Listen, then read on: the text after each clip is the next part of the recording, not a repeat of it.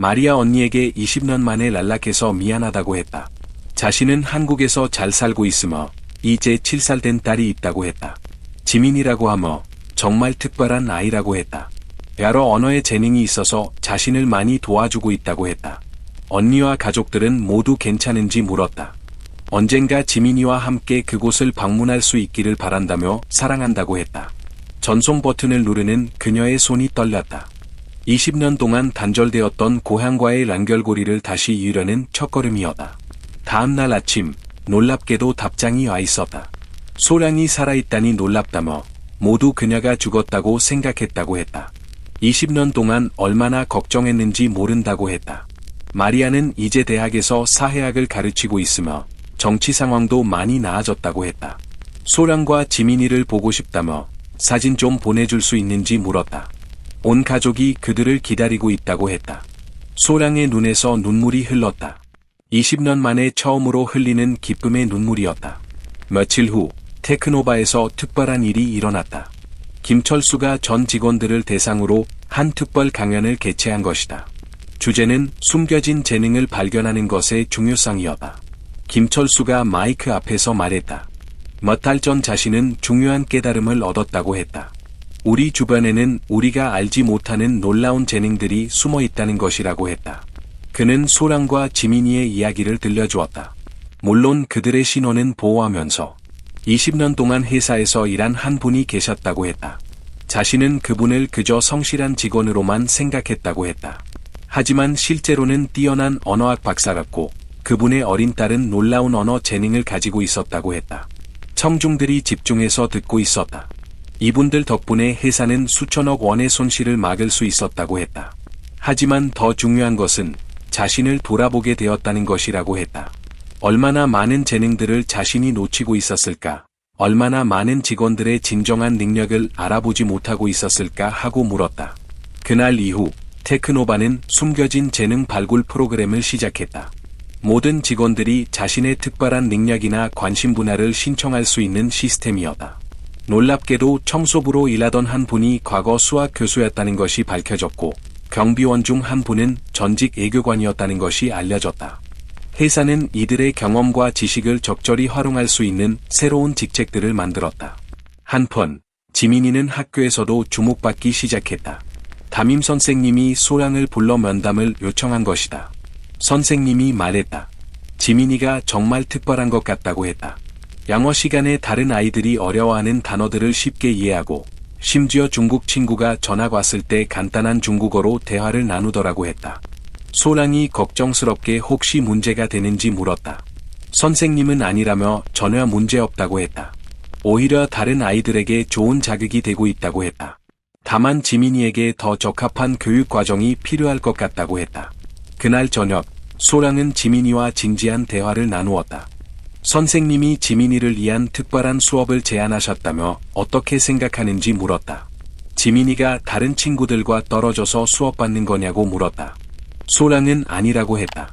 평소 수업은 그대로 하고 방과 후에 언어 관련 특별 활동을 하는 거라고 했다. 지민이는 잠시 생각하더니 말했다. 친구들도 함께 할 수 있으면 좋겠다고 했다. 혼자 하는 건 재미없다고 했다. 소량은 딸의 답변에 미소를 지었다. 재능도 중요하지만 다른 사람들과 함께하는 것을 더 중요하게 여기는 지민이가 자랑스러웠다.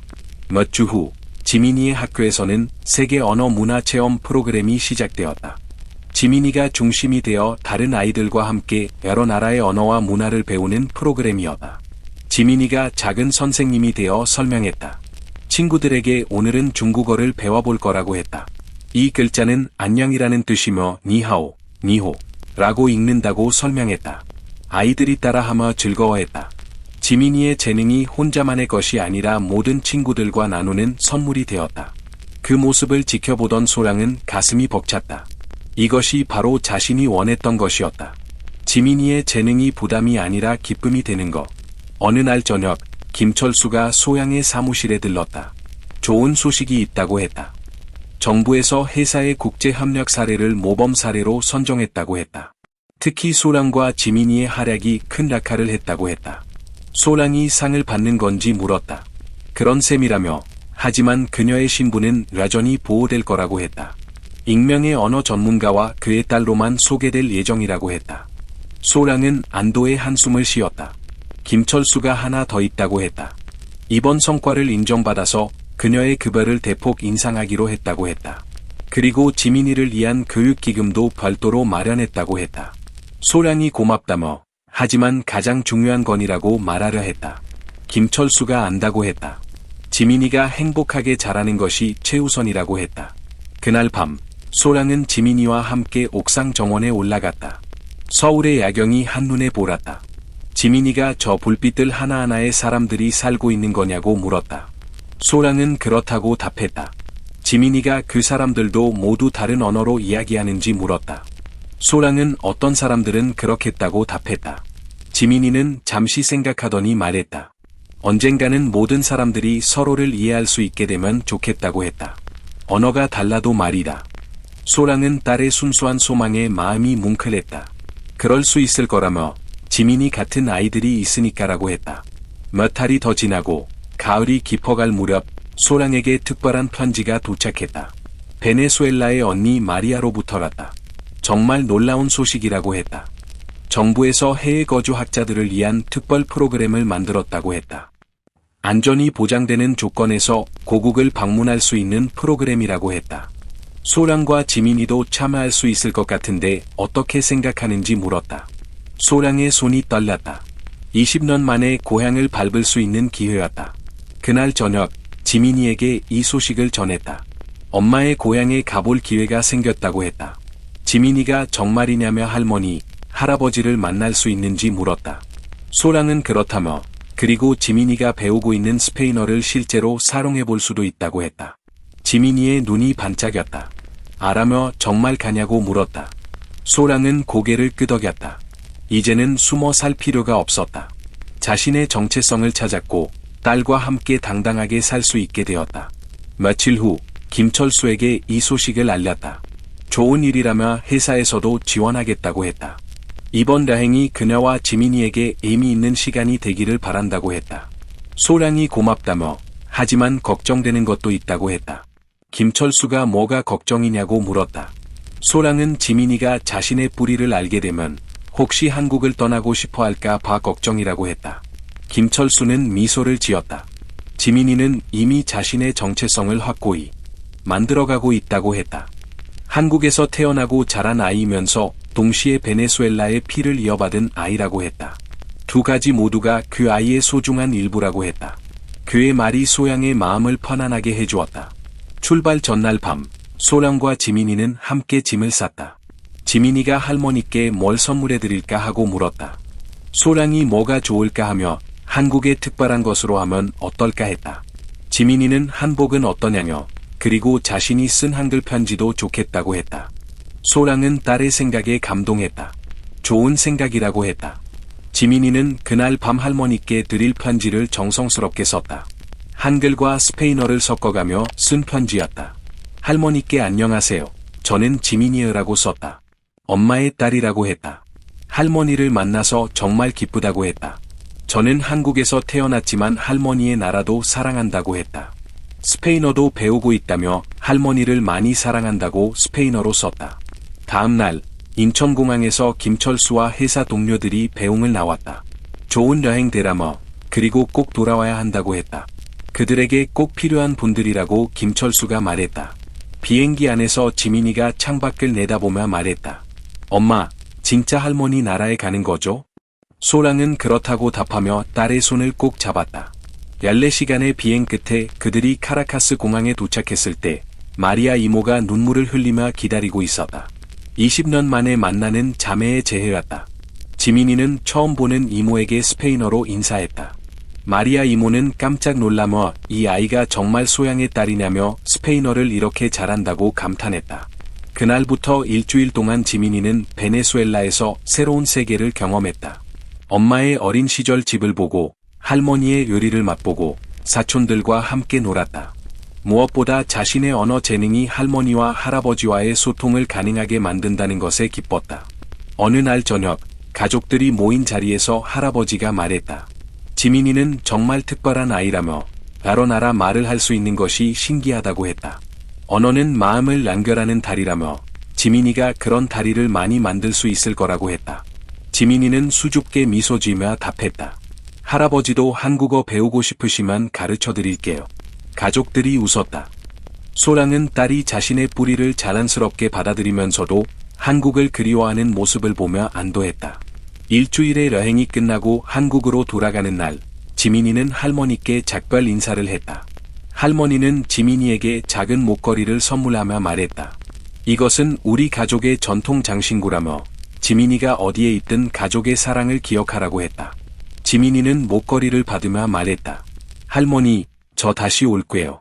그리고 그때까지 스페인어 더 열심히 배울게요. 비행기에서 지민이가 소량에게 물었다.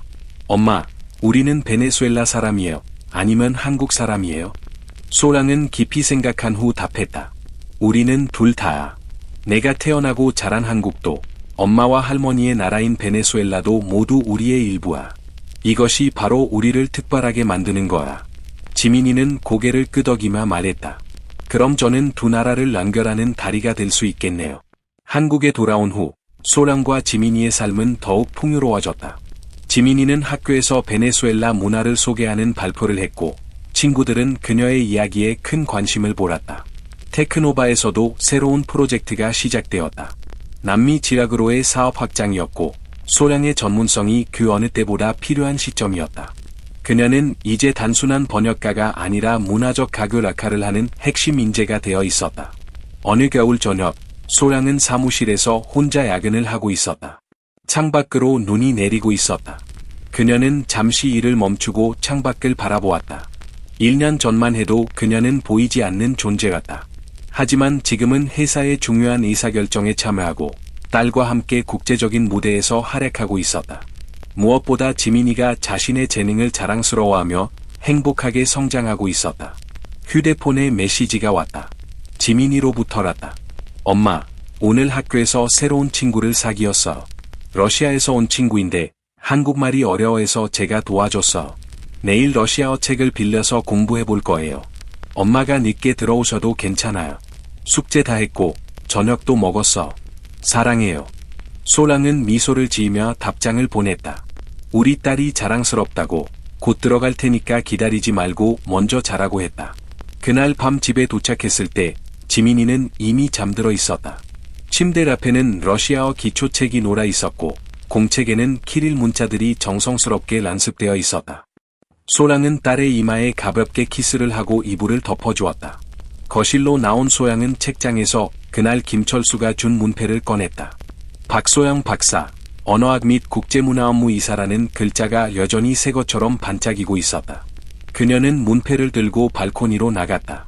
서울의 밤 풍경이 한눈에 들어왔다. 수많은 불빛들이 각자의 이야기를 품고 반짝이고 있었다. 그 불빛들 사이 어디선가 자신과 같은 이야기를 가진 사람들이 있을 것이었다. 숨겨진 재능을 품고 살아가는 사람들, 기회를 기다리는 사람들, 꿈을 포기하지 않은 사람들. 이 모든 변화의 시작은 하나의 번역이었다. 그리고 7살 딸의 순수한 호기심이었다. 어떤 특별한 순간이 우리 삶을 완전히 바꿀 수 있는지를 누가 알 수 있었을까? 소랑은 문패를 가슴에 안고 깊이 숨을 들이마셨다. 차가운 겨울 공기가 폐를 가득 채웠다. 20년 동안 잃어버렸던 자신을 되찾는 데 걸린 시간은 단 하룻밤이었다. 하지만 그 하룻밤은 딸과 함께 만들어낸 기적이었다. 지민이의 방에서 작은 소리가 들렸다. 아이가 잠꼬대를 하고 있었다. 들여다보니 다양한 언어의 단어들을 중얼거리고 있었다. 한국어, 중국어, 일본어, 스페인어, 그리고 이제 러시아어까지. 꿈속에서도 언어들이 춤을 추고 있는 것 같았다. 소랑은 조롱이 미소를 지었다. 지민이의 미래는 무한했다. 하지만 그보다 중요한 것은 아이가 자신의 재능을 부담이 아닌 기쁨으로 야기고 있다는 것이었다. 만약 당신이 오랫동안 잊고 있던 꿈이 있다면 혹시 그 꿈을 되살릴 수 있는 작은 계기가 바로 앞에 있지는 않을까요? 당신만의 번역해야 할 문서는 무엇인가요? 문패를 다시 서랍에 넣으며 소양은 생각했다. 내일 아침이면 새로운 하루가 시작될 것이다. 그리고 그 하루는 또 다른 가능성들로 가득할 것이다. 지민이와 함께라면 어떤 도전도 두렵지 않았다. 그날 밤 소량은 오랜만에 깊고 평온한 잠에 들었다. 꿈속에서 그녀는 베네수엘라의 푸른 하늘 아래서 지민이와 함께 걷고 있었다. 지민이는 할머니에게 한국의 동요를 스페인어로 번역해서 불러주고 있었다. 할머니는 손뼉을 치며 웃고 계셨고 소량은 그 모든 순간이 완벽하게 아름답다고 느꼈다. 몇 년이 흘렀다. 지민이는 이제 중학생이 되었고 5개 언어를 능숙하게 구사하는 놀라운 소녀로 성장했다. 하지만 그보다 더 중요한 것은 그녀가 여전히 순수하고 따뜻한 마음을 가진 아이로 자라고 있다는 것이었다. 테크노바는 이제 글로벌 기업으로 성장했고 소량은 국제사업부 전무이사가 되었다. 그녀의 사무실에는 여러 나라의 언어로 쓰인 감사 편지들이 걸려 있었다. 하지만 그 중에서도 가장 소중한 것은 지민이가 어릴 때 그려준 그림이었다. 엄마와 자신이 손을 잡고 지구 위에 서 있는 그림이었고 지구 주위로는 여러 나라의 인사말이 적혀 있었다. 어느 봄날 소량은 지민이와 함께 한강공원을 걸었다. 벚꽃이 만개한 길이었다. 지민이는 이제 엄마와 거의 비슷한 키가 되었고 그들의 대화는 더욱 깊어졌다. 지민이가 말했다. 엄마, 저 고등학교 졸업하면 언어학과에 가고 싶어. 그리고 엄마처럼 사람들이 서로를 이해할 수 있도록 돕고 싶어. 소량은 딸의 손을 꼭 잡았다. 그래, 지민아. 하지만 그게 아니어도 괜찮아. 내가 행복한 길이면 어떤 길이든 엄마는 응원할 거야. 지민이는 미소를 지으며 고개를 끄덕였다. 알아요, 엄마. 하지만 정말 하고 싶어. 엄마가 보라주신 것처럼 언어는 마음을 연결하는 다리니까요. 그들이 벤치에 앉아 강물을 바라보고 있을 때 소량은 문득 그날 밤을 떠올렸다. 김철수가 농담으로 던진 중국어 번역 과제가 모든 것을 바꾼 그날 밤을. 만약 그날 밤 지민이가 일어나지 않았다면? 만약 자신이 용기를 내어 도전하지 않았다면? 인생에서 가장 중요한 순간들은 종종 가장 작은 결정에서 시작된다는 것을 소량은 깨달았다. 지민이가 갑자기 일어서며 말했다. 엄마, 저기 벤치에 앉아 계신 할머니가 뭔가 어려워하시는 것 같아요. 도와드릴까요? 소량은 딸이 가리키는 방향을 보았다. 나이든 여성이 휴대폰을 들고 답답해하고 있었다. 앞에는 애국인으로 보이는 젊은 남성이 함께 앉아 있었다. 지민이는 이미 그들에게 다가가고 있었다. 소량은 따라가며 딸의 모습을 지켜보았다. 지민이가 정중하게 인사한 후 도움이 필요하신지 물었다. 할머니는 안도하며 설명했다. 손자가 독일에서 유학 중인데 영어로 메시지를 보내왔는데 번역기가 제대로 작동하지 않는다고 했다. 지민이는 할머니의 휴대폰을 받아 메시지를 읽었다. 그리고 부드럽게 번역해드렸다.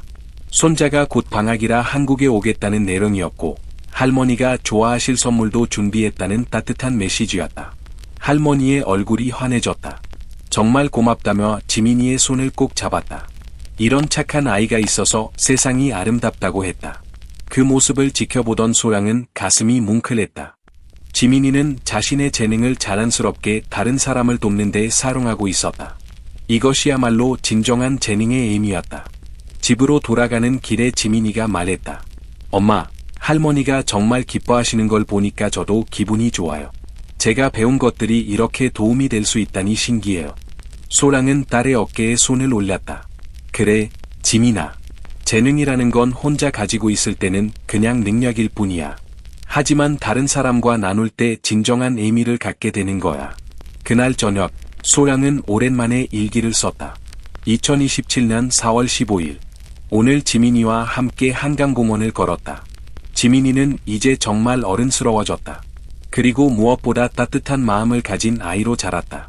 오늘 할머니를 도와드리는 지민이를 보며 생각했다. 3년 전 그 밤, 지민이가 일어나서 중국어 글자들의 호기심을 보인 순간이 우리 인생을 완전히 바꿨다. 하지만 정말 중요한 것은 번역 실력이나 언어 재능이 아니었다. 다른 사람을 이해하고 도우려는 마음이었다. 지민이는 언어를 통해 마음을 연결하는 법을 알고 있다. 이것이야말로 어떤 학위나 자격증보다 값진 것이다. 며칠 후 테크노바에서 특별한 손님이 찾아왔다. 유엔 산하 국제기구에서 온 대표단이었다. 그들은 소양의 다문화 커뮤니케이션 전문성에 대해 듣고 협력 제안을 하러 온 것이었다. 회의실에서 그들은 설명했다. 전 세계적으로 언어 장벽으로 인한 오해와 갈등이 증가하고 있다며 진정한 문화적 이해를 바탕으로 한 소통 전문가가 절실히 필요하다고 했다. 특히 소랑과 지민이의 사례가 국제적으로 주목받고 있다고 했다. 그들은 제안했다. 국제 언어 교육 프로그램의 자문 락카를 맡아달라고 했다. 전 세계 어린이들이 언어를 통해 서로를 이해할 수 있는 교육 과정을 개발하는 일이었다. 소랑은 잠시 고민했다. 이것은 큰 기회였지만 동시에 큰 책임이기도 했다. 지민이에게 이야기해보겠다고 답했다. 이런 중요한 결정은 딸과 함께 내려야 한다고 생각했다. 그날 저녁, 소랑은 지민이에게 유엔의 제안에 대해 이야기했다. 지민이의 눈이 반짝였다. 와, 정말로? 전 세계 아이들을 도울 수 있는 거예요? 소랑은 그렇지만 쉬운 일은 아닐 거라고 했다. 많은 출장도 있을 것이고, 때로는 어려운 상황들도 마주해야 할 것이라고 설명했다. 지민이는 잠시 생각하더니 말했다. 엄마, 제가 처음 중국어 글자를 봤을 때 기억나세요? 그때 엄마는 저를 믿어주셨어. 이번에는 제가 엄마를 믿어요. 엄마가 옳다고 생각하시는 길로 가세요. 저도 열심히 공부해서 도울게요. 소랑은 딸을 꼭 안았다. 지민이의 성숙함에 새삼 놀랐다. 다음 주, 소랑은 유엔 대표단에게 긍정적인 답변을 주었다. 단, 조건이 있었다. 이 프로그램은 아이들의 행복을 최우선으로 해야 한다는 것이었다. 언어 학습이 부담이 아닌 즐거움이 되어야 한다고 강조했다. 6개월 후, 첫 번째 국제 언어 교육 프로그램이 서울에서 시작되었다. 전 세계 10개국에서 온 어린이들이 함께 참여했다. 지민이는 가장 나이 어린 자원봉사자로 참여했다. 프로그램의 핵심은 단순한 언어 학습이 아니었다. 각국의 아이들이 서로의 문화를 이해하고 언어를 통해 마음을 나누는 것이었다. 지민이는 다른 아이들이 어려워할 때마다 자랑스럽게 도움을 주었다. 어느 날, 러시아에서 온 한 아이가 향수병으로 울고 있었다.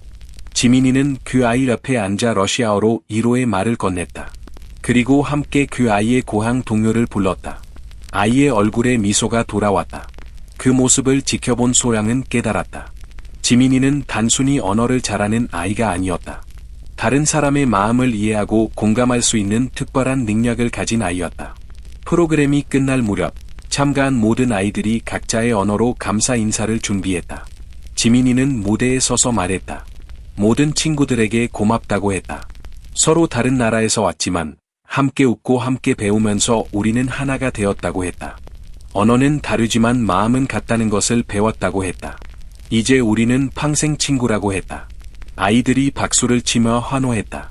관중석에 앉아있던 소양의 눈에서 눈물이 흘렀다. 자랑스러움과 감동이 가슴을 가득 채웠다. 그날 밤, 호텔 방에서 지민이가 소양에게 말했다. 엄마, 오늘 정말 행복했어. 이런 일을 평생 하고 싶어. 소양은 딸의 머리를 쓰다듬으며 답했다. 그럼 그렇게 하자, 지민아. 우리 함께 더 많은 아이들을 도와주자. 그로부터 몇 년이 더 흘렀다. 지민이는 고등학교를 졸업하고 서울대학교 언어학과에 입학했다. 그녀의 전공은 다문화 커뮤니케이션 학이었다. 대학교 입학식 날, 소량은 관중석에서 딸을 바라보았다. 지민이는 이제 완전히 어른이 된 모습이었다. 하지만 여전히 그때 그 7살 아이의 순수함을 잃지 않고 있었다. 입학식 후 캠퍼스를 걸으며 지민이가 말했다. 엄마, 그날 밤을 생각해보면 정말 신기해요. 제가 그냥 호기심으로 중국어 글자를 따라 썼을 뿐인데 그게 우리 인생을 완전히 바꿨잖아요. 소랑은 미소를 지으며 답했다. 그래, 지민아. 하지만 정말 중요한 건 내 호기심이 아니었어. 다른 사람을 도우려는 내 마음이었어. 그들이 도서관 앞을 지나갈 때 한 외국인 학생이 길을 잃고 헤매고 있었다. 지민이는 자랑스럽게 그 학생에게 다가가 도움을 주었다. 그 모습을 보며 소양은 생각했다.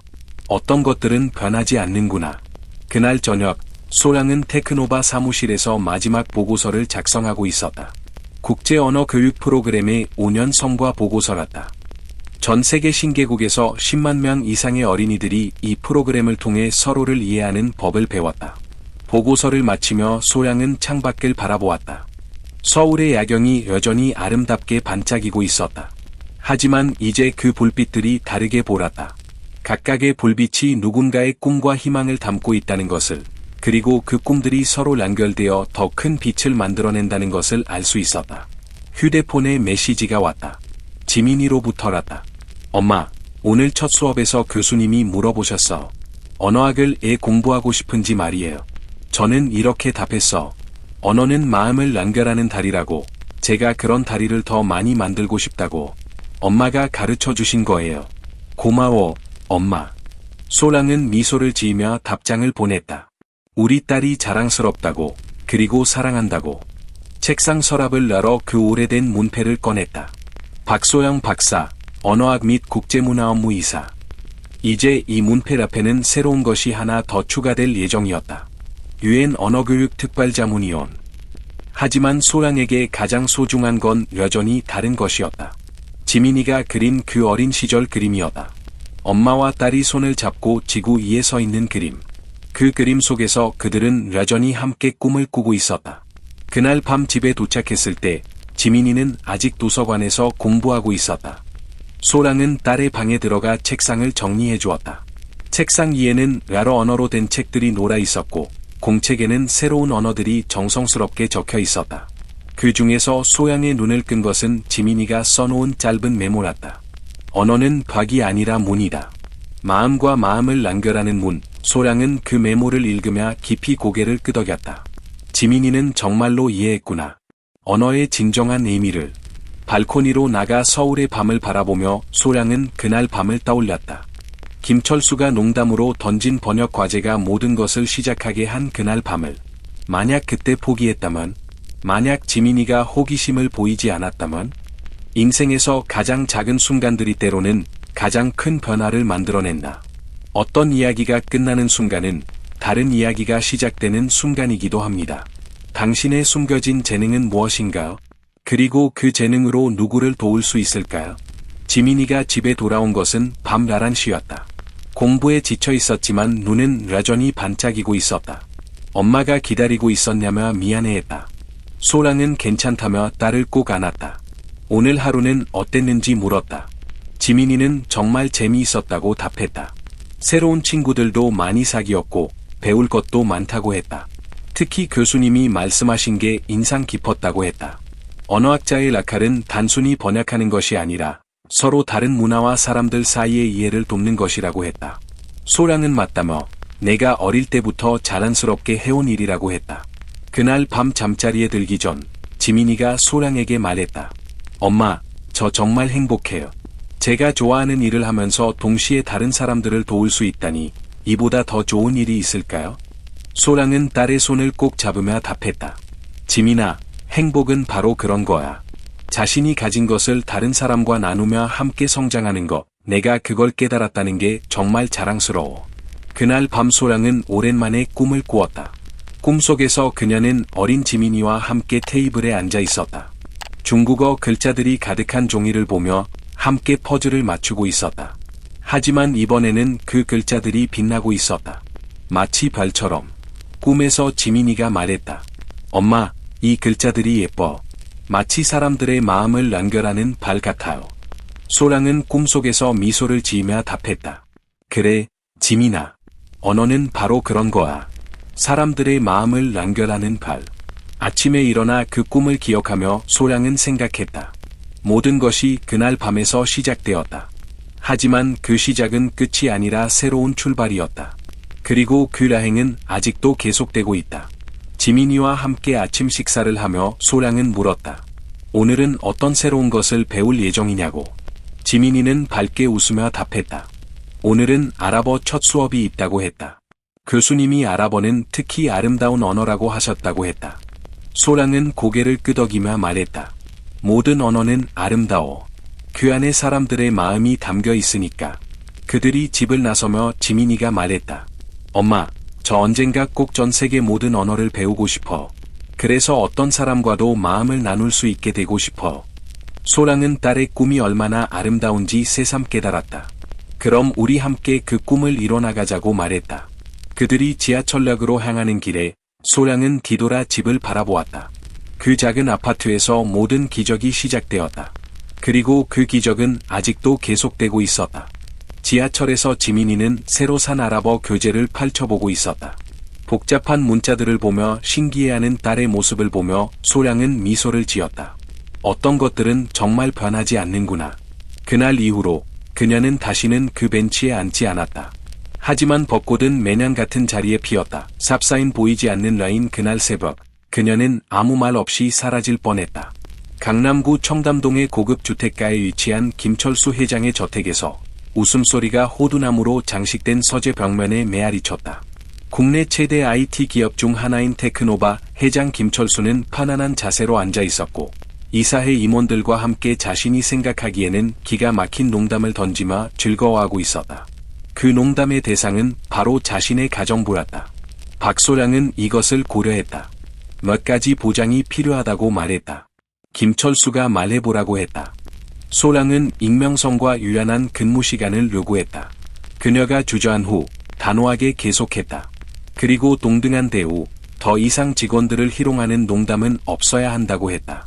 그리고 지민이의 재능은 항상 존중받고 보호되어야 하며 압박은 없어야 한다고 했다. 김철수는 얼굴이 빨개졌지만 고개를 끄덕였다.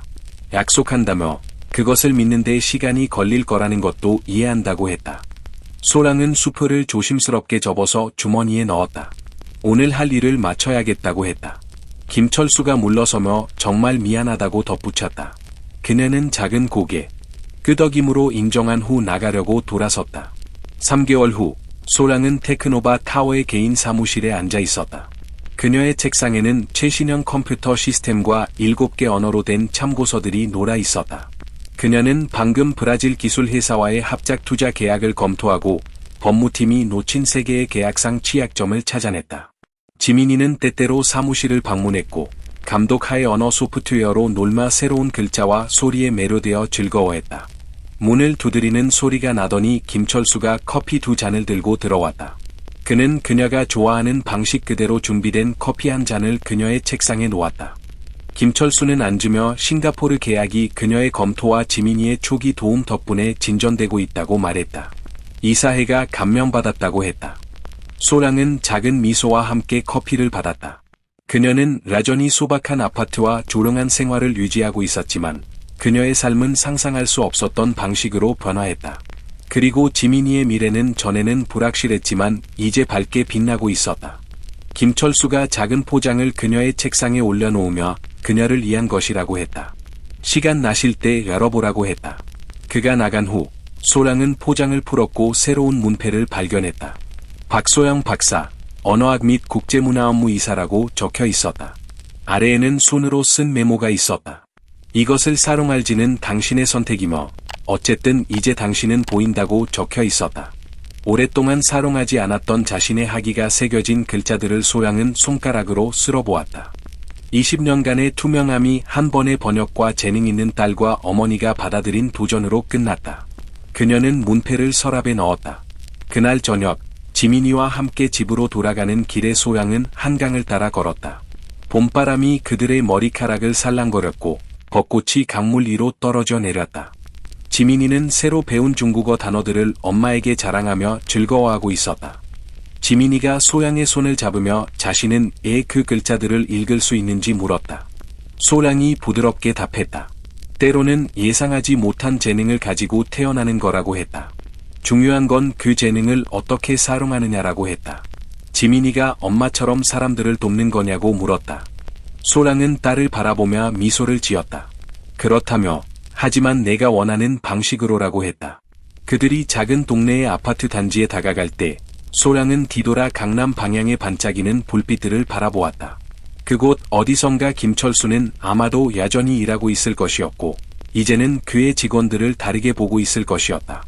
한 아이의 순수한 호기심과 한 어머니의 숨겨진 지혜가 만났을 때 어떤 일이 일어날 수 있는지 생각해보세요. 당신의 가족에게는 어떤 특별한 재능이 숨어 있을까요? 며칠 후, 소량은 사무실에서 일본 기업과의 새로운 계약을 검토하고 있었다. 복잡한 기술 용어들이 가득한 문서였지만 이제 그녀에게는 익숙한 양락이었다. 지민이는 랍자리에서 태블릿으로 일본어 히라가나를 연습하고 있었다. 갑자기 지민이가 흥미롭다는 듯이 고개를 들었다. 이 글자는 마음심, 자와 비슷하지만 조금 다르다고 말했다. 소량이 지민이의 화면을 들여다보니 아이가 가리키고 있는 것은 일본어 한자였다. 중국어와 같은 뿌리를 가지지만 미묘하게 다른 형태였다. 소량이 설명했다. 맞다며 같은 뿌리를 가진 글자지만 나라마다 조금씩 달라진 거라고 했다. 지민이가 그럼 이 글자들도 읽을 수 있을지 물었다. 소랑은 딸의 눈에서 다시 한번 그 특별한 반짝임을 보았다. 아마 그럴 거라며, 하지만 천천히, 내가 원할 때만이라고 했다. 그 순간 사무실 문이 열리고 김철수가 들어왔다. 그의 표정은 심각했다. 김철수는 급한 일이 생겼다고 말했다. 도쿄의 파트너사에서 계약 조건에 대해 문의했는데 번역팀이 한 부분을 잘못 해석한 것 같다며 오해가 생기기 전에 확인이 필요하다고 했다. 소랑은 지민이를 바라보았다. 지민이는 밝게 웃으며 고개를 끄덕였다. 1시간 후 소랑과 지민이는 함께 문제가 된 조항을 재해석했다. 지민이의 직관적인 글자 해독 능력과 소랑의 전문 지식이 다시 한번 완벽하게 조화를 이뤘다. 소랑이 김철수에게 설명했다. 이 부분이 문제라며 원래 번역에서는 임시적 사롱권으로 해석했지만 실제로는 암구적 라이선스 양도를 의미한다고 했다. 일본어의 미묘한 뉘앙스 차이를 놓친 거라고 설명했다. 김철수는 안도의 한숨을 쉬었다. 그들이 없었다면 또 다른 큰 실수를 할 뻔했다고 말했다. 그날 밤 집으로 돌아온 소랑은 지민이가 숙제를 하는 것을 지켜보고 있었다. 아이는 한국어 받아쓰기를 하면서도 책상 한켠에 중국어와 일본어 글자들을 메모해 놓고 있었다. 소랑이 부드럽게 지민이를 불렀다. 학교 공부가 힘들지는 않냐고 물었다. 지민이는 아니라며 재미있다고 했다. 특히 다른 나라 글자들 공부할 때가 재미있다고 했다. 소랑은 딸의 머리를 쓰다듬었다. 몇 달 전만 해도 그들의 미래는 불확실했었다. 하지만 이제 지민이는 자신의 재능을 발견했고 소랑은 잊고 있던 자신의 정체성을 되찾았다. 휴대폰이 울렸다. 김 교수로부터 온 메시지였다. 다음 주 서울대에서 열리는 동아시아 언어학 심포지엄에 참석할 의향이 있는지 물어왔다. 익명으로 참석할 수 있도록 배려하겠다며 그녀의 번역 사례가 학계에 큰 영향을 줄 것 같다고 했다. 소랑은 잠시 고민했다. 20년 만에 다시 학계로 돌아간다는 것은 두려웠다. 하지만 지민이를 바라보며 용기를 냈다. 참석하겠다며 하지만 조건이 있다고 답장을 보냈다. 제 딸도 함께 할 수 있을까 하며 아이에게도 좋은 경험이 될 것 같다고 했다. 다음 주 서울대학교 국제회의장에서 소랑과 지민이는 뒷자리에 조용히 앉아 있었다. 소랑은 후드가 달린 간단한 재킷을 입고 있었고 지민이는 작은 공책의 란단에서 보이는 다양한 언어들을 따라 쓰고 있었다. 한 교수가 AI 시대의 인간 번역가의 라칼에 대해 발표하고 있었다. 기계는 정확할 수 있지만 문화적 맥락과 미묘한 뉘앙스는 여전히 인간의 락락이라고 했다. 특히 어린 시절부터 다양한 언어 체계에 노출된 이들의 직감적 이해 능력은 특별하다고 강조했다. 소랑은 딸의 손을 잡았다. 지민이가 그들이 이야기하는 바로 그 예시였다. 쉬는 시간에 김 교수가 그들에게 다가왔다. 아줘서 고맙다며 이 아이가 지민이냐고 물었다. 지민이는 공손하게 인사했다. 김 교수가 지민이에게 중국어 글자를 읽을 수 있다고 들었는데 정말이냐고 물었다. 지민이는 수줍게 고개를 끄덕였다. 김 교수는 주머니에서 펜을 꺼내어 종이에 몇 개의 한자를 썼다. 지민이는 잠시 보더니 말했다. 이건 학교 학. 이건 사람인, 인. 이건 조금 어렵지만 사람과 관련된 글자 같다고 했다. 김 교수의 눈이 희둥그레졌다. 놀라우며 이 아이는 정말 특별한 재능을 가지고 있다고 했다. 소랑은 지민이의 어깨에 손을 올렸다. 하지만 아직은 그냥 7살 아이라며 천천히 키워갈 예정이라고 했다. 심포지엄이 끝나고 집으로 돌아가는 지하철 안에서 지민이가 엄마에게 물었다. 자신이 커서도 엄마처럼 사람들을 도울 수 있을까? 하고 물었다. 소랑은 물론이라며 하지만 내가 원하는 방식으로라고 답했다. 지민이는 전 세계 사람들이 서로를 이해할 수 있도록 도와주고 싶다고 말했다. 소랑은 딸을 꼭 안았다. 몇 달 전만 해도 상상할 수 없었던 대화랐다. 그날 밤 지민이가 잠든 후 소랑은 발코니에 서서 서울의 야경을 바라보고 있었다. 멀리 테크노바 타워의 불빛이 반짝이고 있었다. 그녀의 휴대폰으로 메시지가 왔다. 김철수로부터랐다. 내일 중요한 미팅이 있다며 중국, 일본, 싱가포르 파트너들과의 다자간 계약 체결이라고 했다. 그녀의 도움이 필요하며 지민이도 함께 오면 좋겠다고 했다. 아이의 관점이 때로는 어른들이 놓치는 것을 찾아내기 때문이라고 했다. 소랑은 미소를 지었다. 몇 달 전만 해도 그녀는 보이지 않는 존재였다. 이제는 그녀와 딸의 재능이 인정받고 있었다. 다음 날 아침, 테크노바 최고층 회의실에서 소량과 지민이는 여러 나라 대표들과 함께 앉아 있었다. 지민이는 어른들 사이에서도 전혀 이축되지 않고 오히려 호기심 어린 눈으로 테이블 위에 여러 언어로 된 문서들을 살펴보고 있었다. 중국 측 대표가 계약서의 제5조항에 대해 논의해보겠다고 말했다. 하지만 통역을 통해 전달된 내용이 미묘하게 다르다는 것을 소량이 즉시 알아챘다. 그녀가 조롱이 김철수에게 귓속말을 했고 김철수는 잠시 회의를 중단했다. 죄송하다며 번역 확인이 필요한 부분이 있는 것 같다고 했다. 소량이 원문을 확인하는 동안 지민이가 작은 목소리로 말했다. 저 일본어 문서에서 이상한 글자를 봤다며 다른 것들과 약간 다르다고 했다. 소량이 지민이가 가리키는 부분을 보니 정말로 미묘한 오타가 있었다. 하나의 핵이 잘못되어 의미가 완전히 바뀐 것이었다. 소량은 지민이가 잘 봤다고 칭찬하며 발견한 오류들을 정정했다. 이로 인해 수백억 원 규모의 오해가 방지되었다. 회의가 성공적으로 마무리된 후 각국 대표들은 소량과 지민이에게 감사의 인사를 전했다. 일본 측 대표가 대단한 모녀분이라며 이런 세심함과 정확성은 쉽게 찾을 수 없다고 말했다. 그날 저녁 소량과 지민이는 한강공원을 산책하고 있었다. 석양이 강물을 황금빛으로 물들이고 있었다. 지민이가 오늘 정말 재미있었다고 말했다. 여러 나라 사람들이 몰아서 이야기하는 걸 보니까 신기했다고 했다. 소량이 어떤 점이 신기했는지 물었다. 지민이는 글자는 달라도 모두 같은 마음으로 좋은 일을 하려고 한다는 점이라고 답했다. 소량은 딸의 순수한 관찰에 마음이 따뜻해졌다. 맞다며 언어는 다르지만 사람의 마음은 비슷하다고 했다. 그들이 집 근처에 다다를 때 소량은 문득 멈춰서서 뒤를 돌아보았다. 강남의 불빛들이 반짝이는 저 멀리 자신들이 떠나온 세계가 있었다. 하지만 이제 그곳은 그녀들을 배제하는 곳이 아니라 그녀들의 재능을 필요로 하는 곳이었다. 지민이가 엄마가 무슨 생각을 하는지 물었다. 소량은 아무것도 아니라며 그냥 우리가 여기까지 온 게 신기해서라고 답했다. 그날 밤 지민이가 잠든 후 소량은 책상에 앉아 일기를 썼다. 오랫동안 쓰지 않았던 습관이었지만 오늘만큼은 기록하고 싶었다. 2024년 8월 15일 오늘 지민이와 함께 중요한 국제회의에 참석했다. 몇 달 전만 해도 상상할 수 없었던 일이다. 지민이는 자랑스럽게 여러 언어 사이를 오가며 어른들도 놓치는 세부사항을 찾아낸다.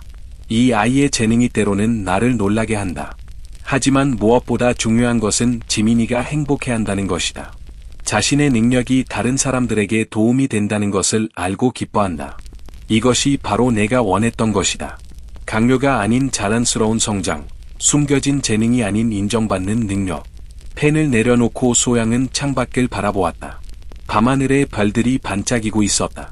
베네수엘라에서 보던 그 별들과 같은 별들이었다.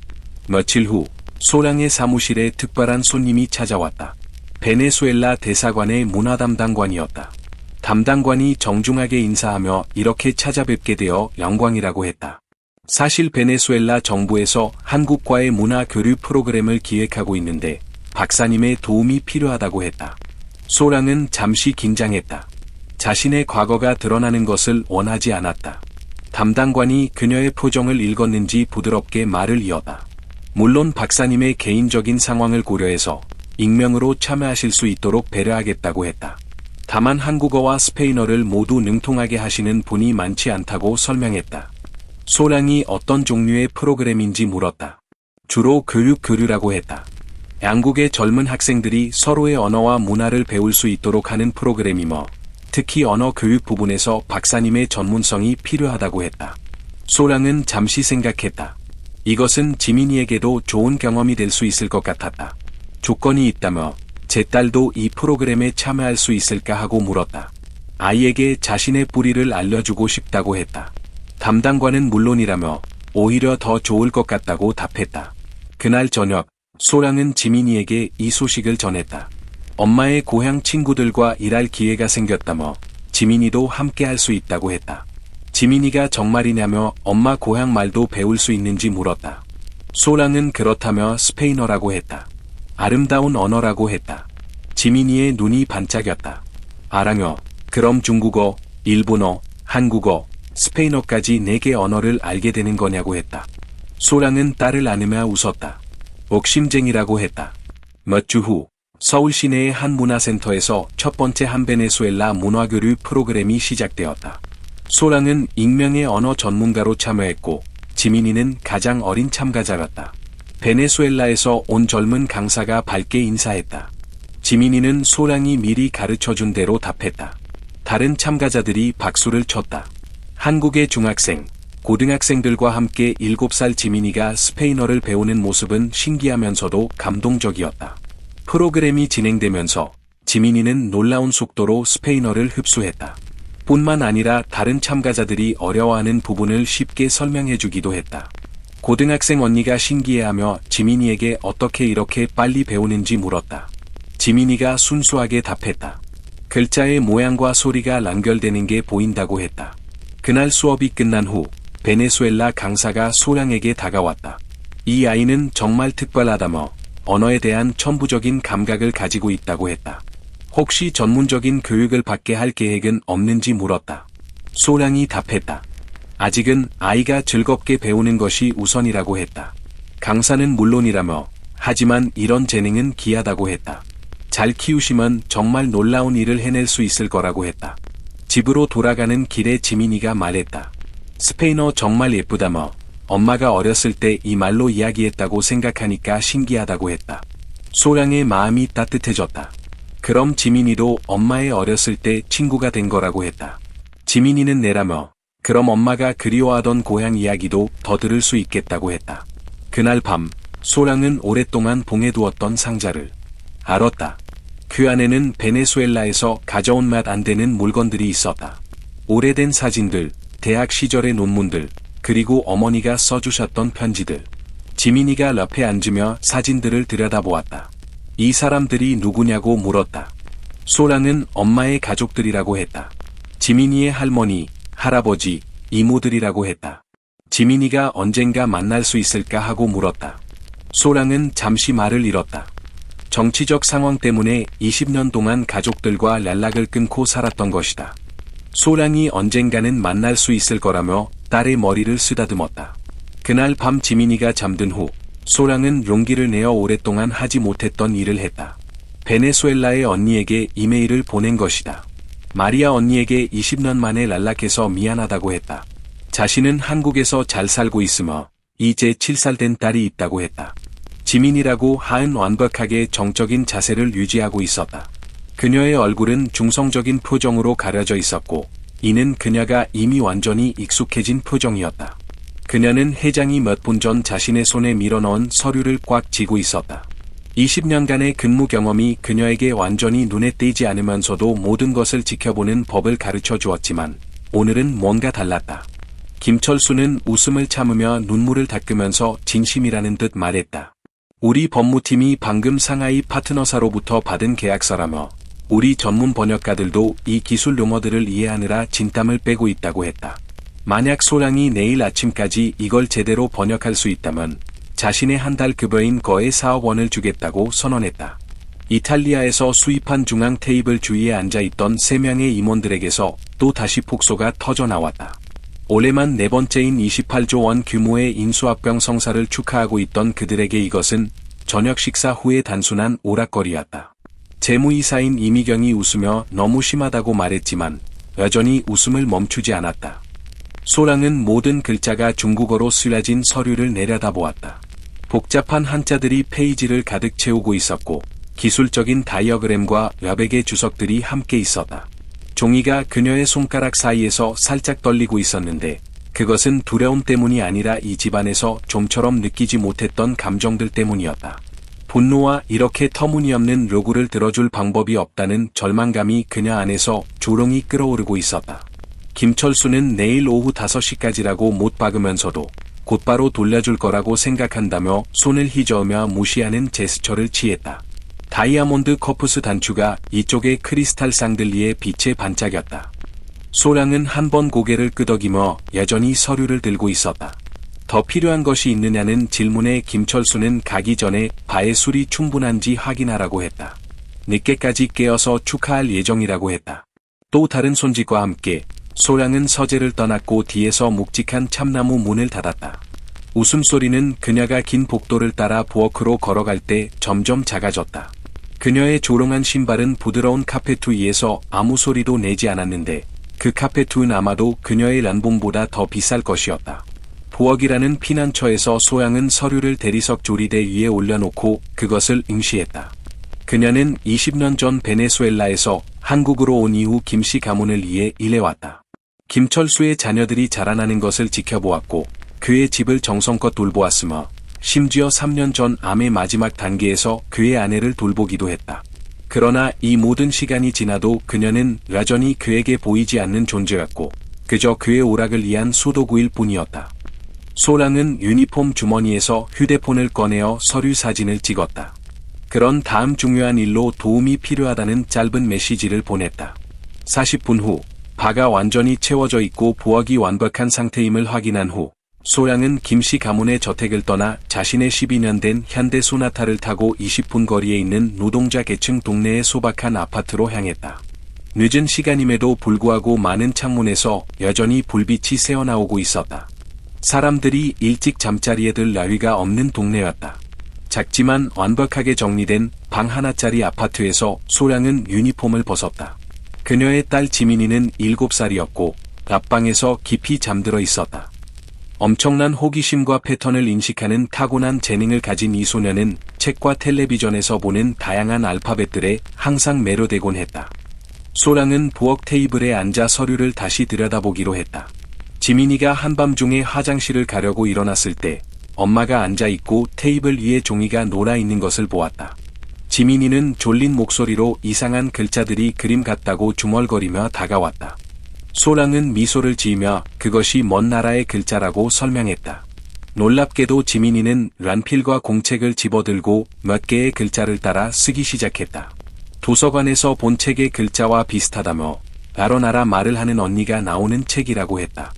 한국으로 오기 전에 언어학 교수였던 소양은 딸의 눈에서 반짝이는 빛을 보았다. 놀라운 친화력이었다. 그때 소량에게 아이디어가 떠올랐다. 그녀는 컴퓨터를 켜고 지민이와 함께 지민이가 가리키거나 따라 쓴 글자들을 검색하기 시작했다. 지민이는 믿을 수 없는 직감을 가지고 있는 것 같았다.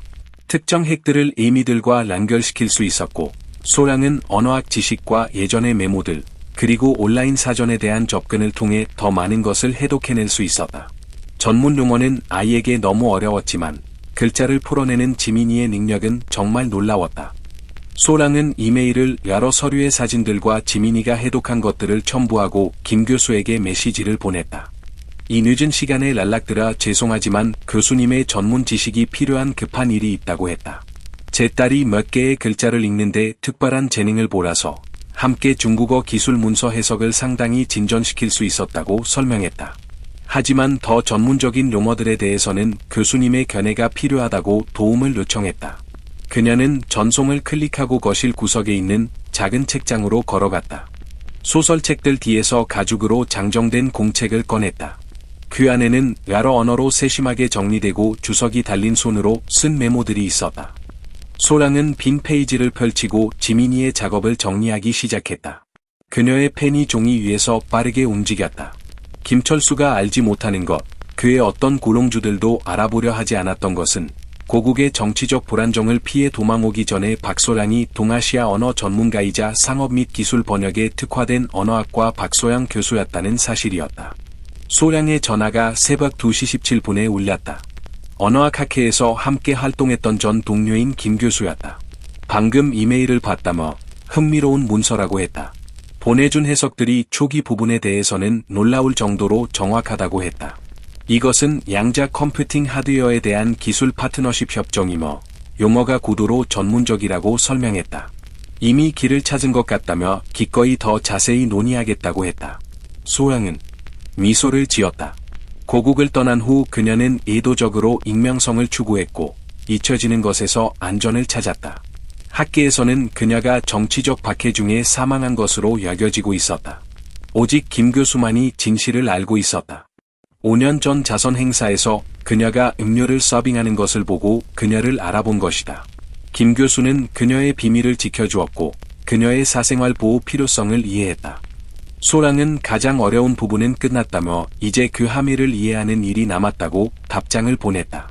이미 몇 가지는 파악했다고 덧붙였다. 소랑은 밤새도록 일했다. 지민이가 풀어낸 것들을 검토하고 확인하고 해석했다. 그녀의 번역 실력은 조금 녹슬었지만 지민이의 단서들을 통해 이해하는 글자마다 다시 되살아났다. 서류는 복잡했고 데이터 암호화를 혁명적으로 변화시킬 독점 기술을 설명하고 있었다. 소랑은 중국 파트너들에게 테크노바의 보안 인프라에 대한 무제한 접근을 허용하는 몇 가지 우려스러운 조항들을 발견했다.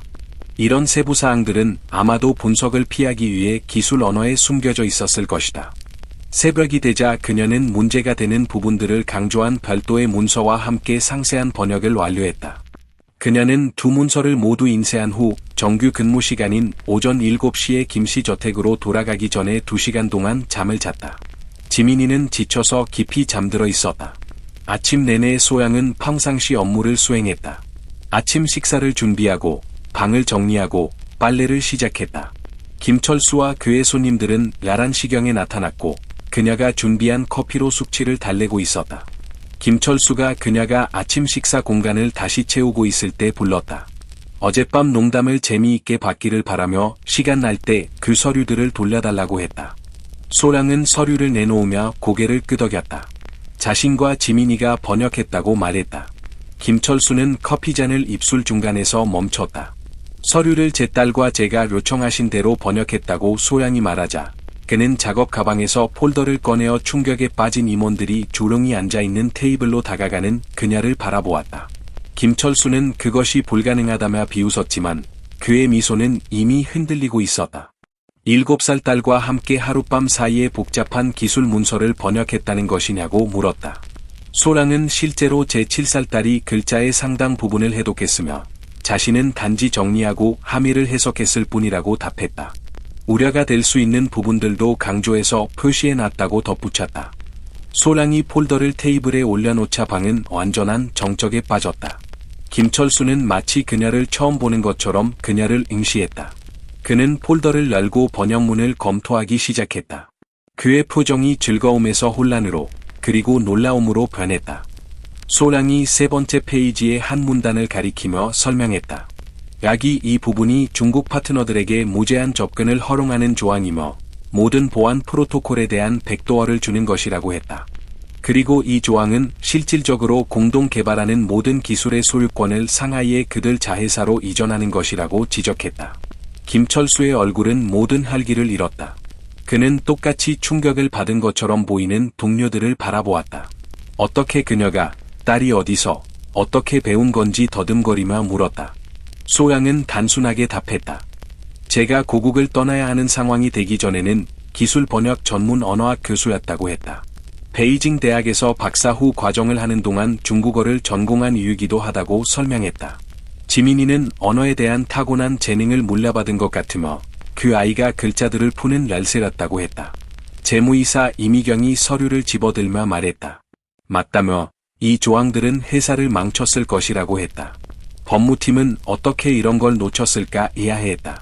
소랑이 설명했다. 기술 용어가 법적 함의를 모호하게 만든다고 했다.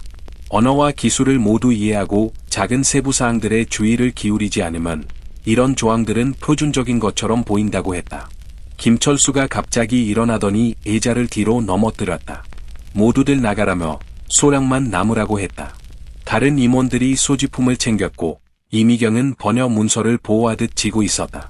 방이 비워지자 김철수는 1분 동안 왔다 갔다 하다가 멈춰서서 소양을 바라보았다. 김철수는 왜 이런 것들에 대해 자신에게 말하지 않았냐고, 그녀에 대해서, 딸에 대해서 말하지 않았냐고 물었다. 소양은 조용히 답했다. 20년 동안 회장님은 제3이나 딸에 대해 묻지 않으셨다고 했다. 단순한 진실이 공기 중에 떠 있었다. 20년 동안 그는 그녀의 인생, 그녀의 배경, 그녀가 일하기 전의 과거, 또는 그녀가 키우고 있는 딸에 대해 묻지 않았다. 당신의 사랑을 보며 누군가는 자신의 잊혀진 꿈을 떠올릴 것입니다. 댓글로 당신만의 숨겨진 이야기를 들려주세요. 김철수가 마침내 급여에 대해 물었다. 소랑은 연봉 5,200만 원의 건강보험이라고 답했다. 김철수는 회색 머리를 쓸어넘겼다. 맙소사라며 그러니까 그녀가 자신의 아이들 숙제를 도와주고, 서재를 정리하고, 집안을 관리하고, 이제 와서 보니 그녀의 7살 딸이 엘리트 번역가들보다 더 재능이 있다는 거냐고 했다. 소랑은 그렇다고 답했다. 김철수는 목소리가 낮아지며 말했다. 그녀와 딸이 방금 회사를 치명적인 보안 실패로부터 구해줬다고 했다. 아마 지적 재산권 손실로 수백억 원을 잃을 뻔한 거라고 했다. 자신이 그녀를 대한 방식을 생각하면 애 자신을 도왔느냐고 물었다. 소랑은 조롱이 있었고 유니폼 앞에서 손을 깍지 끼고 있었다. 그 질문이 공기 중에 떠 있었다. 그가 그녀를 그렇게 대했는데 애 그를 도왔을까? 소랑이 마침내 말했다. 자신은 락이서 일한다고 했다. 이 회사에 일어나는 일은 자신과 지민이를 포함해서 이 회사에 의존하는 모든 사람들에게 영향을 미친다고 했다. 김철수는 의자에 푹 주저앉으며 새로운 시선으로 소랑을 바라보았다. 20년이라고 중얼거렸다. 20년 동안 그녀가 자신의 집에서 일하고 아이들을 돌보고 죽어가는 아내를 돌봤는데 자신은 그녀를 가구처럼 대했다고 했다. 그리고 그녀의 딸은 놀라운 재능을 가지고 있다고 했다. 그는 자신의 말에 위축되었다. 자신은 그녀가 어디서 왔는지도 모른다고 했다. 소랑이 답했다. 베네수엘라라고 했다. 정권 교체 전에 카라카스 중앙대학교에서 강의했다고 했다. 학자들을 탄압하기 시작했을 때 가져갈 수 있는 것만 가지고 아기였던 지민이와 함께 도망쳤다고 했다. 여기서 제 학력은 인정되지 않았고 모든 것을 다시 검증받으려면 몇 년이 걸리고 비용도 많이 들었다고 설명했다. 자신들 둘을 위해 당장 일이 필요했다고 했다. 그녀가 잠시 멈춘 후 덧붙였다. 회장님의 첫 번째 부인이 자신을 고용했으며 그분은 친절하셨다고 했다. 돌아가신 첫 번째 부인에 대한 언급이 김철수의 표정을 부드럽게 만들었다. 이사벨라는 자신보다 사람 보는 눈이 좋았다며 테이블에 손가락을 두드렸다. 자신이 약속한 그바가 잔혹했다며 농담이었다고 했다. 소랑은 알고 있다고 말했다. 그것 이상은 아니었다고 했다. 그 방에 있던 모든 사람들에게 그들의 자리와 그의 자리를 상기시키는 권력 게임이었다고 했다. 자신이 맹세했던 그런 사람이 되지 않겠다고 했던 바로 그런 사람이 되었다고 김철수가 말했다. 소랑은 조롱이 있었다. 이 자기 성찰의 순간은 그녀가 끼어들 자리가 아니었다. 김철수가 갑자기 일어났다. 약속은 약속이라며 4억 원이라고 했다. 소랑은 그럴 필요 없다고 했지만 김철수는 철수라고 불러달라며 필요하다고 했다. 그녀와 지민이가 회사를 치명적인 실패로부터 구해줬다고 했다. 보안팀이 전면 감사를 해야 할 것이며 그들의 작업이 수천억 원의 손실을 막아준 거라고 했다. 그는 자신의 책상으로 가서 서랍을 나눴다. 자존심이 번명을 찾기 전에 지금 당장 쓰겠다고 했다. 소랑은 그가 수포를 쓰는 것을 지켜보았다. 그녀의 마음은 빠르게 돌았다. 그 돈은 지민이에게 최고의 교육을 제공할 것이고 그녀의 미래를 보장할 것이며 고국의 가족을 도울 것이고 자신의 노후를 보장할 것이었다. 김철수가 수포를 그녀에게 건네며 다른 직책을 제안하고 싶다고 했다. 국제사업부에서 그녀의 전문성과 지민이 같은 재능을 가진 사람을 감독할 수 있는 사람이 필요하다고 했다. 그녀의 자격에 적합한 급여와 그에 맞는 복리후생, 그리고 지민이가 원한다면 그 아이의 잠재력을 개발할 수 있는 계획도 있다고 했다. 소랑은 수포를 보고 다시 김철수를 바라보았다. 20년 동안 보이지 않았던 이유가 있다고 했다. 고국의 가족들이 여전히 위험에 처해 있다고 했다.